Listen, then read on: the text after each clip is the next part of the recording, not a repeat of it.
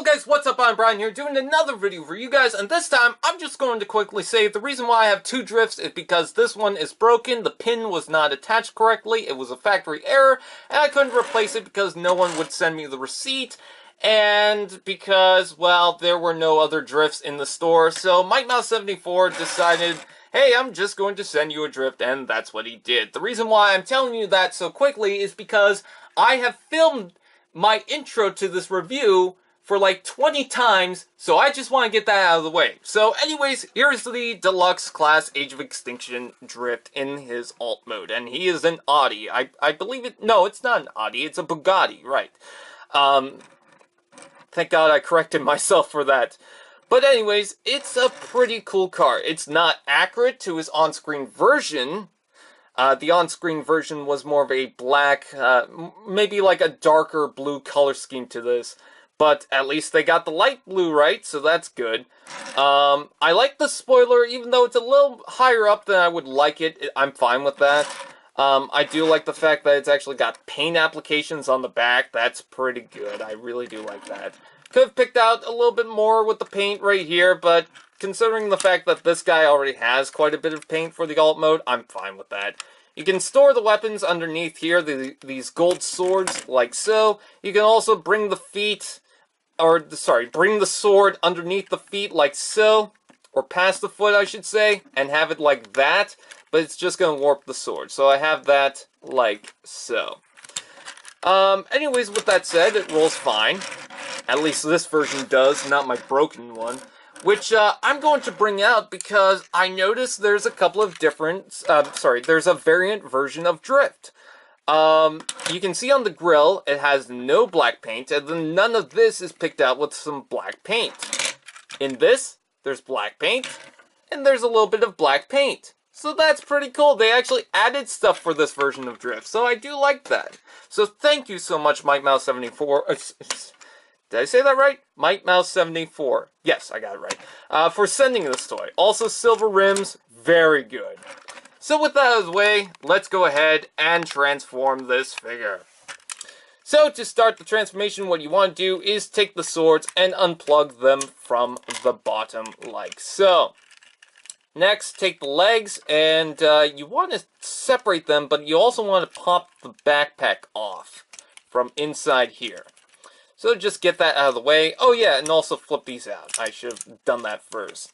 And once you flip those out, you want to pull these down just to get everything out of the way. And once you do that, you have the backpack that's just going to flop around.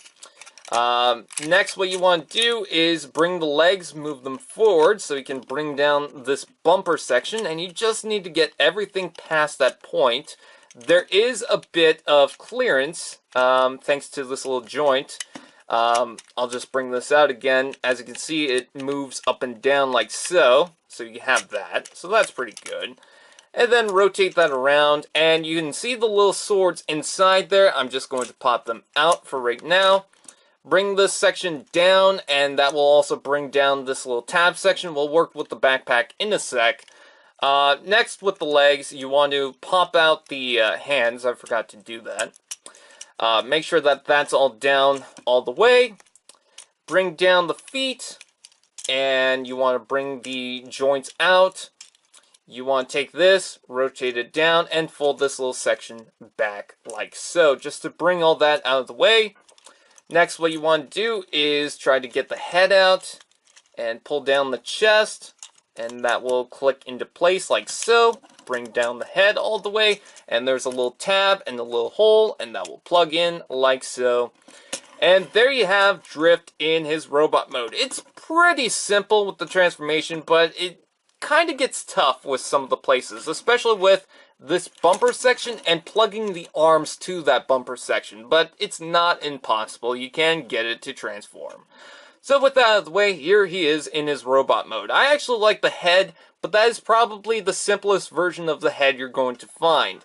It's all pretty much picked out in gold except for the back section. And he does have some transparent blue for the light piping, so that's good. But it's not really picked out. I kind of like some of the other versions of Drift. I actually think the One Step has a better paint scheme for the Drift. And the molding could have used a little bit more work, but I think it's alright. You do get arm articulation that moves forward and back, out and in. You can bend the elbow. All this can move out of the way.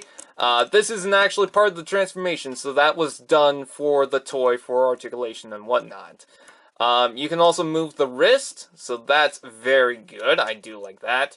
You can move the legs forward and back, but just like the lockdown, one leg moves and then the other one does. So when I mentioned that lockdown was the only one that does that, no, drift does it too. You also get a ratchet joint right here, which is very satisfying. And you also get a knee bend, which I don't really recommend doing because I feel like one of these is going to snap, so I'm not going to do that. Fortunately, I have a second one so that I can replace the legs, but I don't want to do that to start, so there's that. You do get more of that blue color to the robot mode, which I really do like. The feet have a little bit of articulation. No heels, even though it feels like something would move out of the way to make a heel. It doesn't do that, so there is that.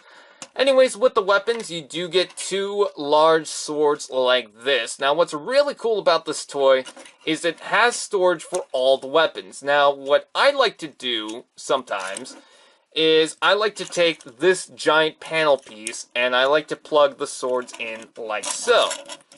Now, in the movie, he has these giant gold bits that stick out from the sides. Now, you can use the handles to look like that, but what I like to do is I like to take the little swords and I like to plug them into the holes on the back of the windshield, like so, and have it like that, and once I tab that back into place, you have these little swords that stick out from the back of Drift. So I do like that.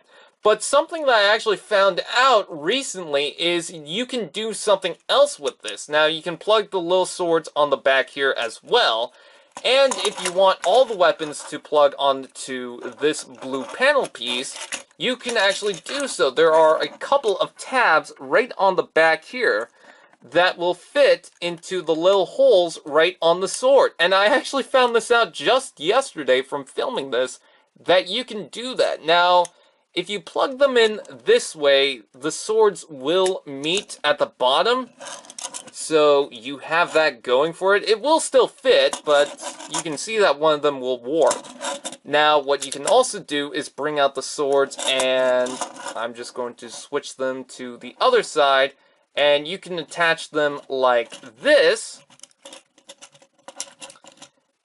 and you can have that look going for it, so you can have that. And I think that looks pretty good too. Although he's gonna want to bring his swords like this, so he's gonna stab himself unless he wants to bring out his swords like that. But I believe in the movie he actually does that, so that's funny to me. It's hilarious.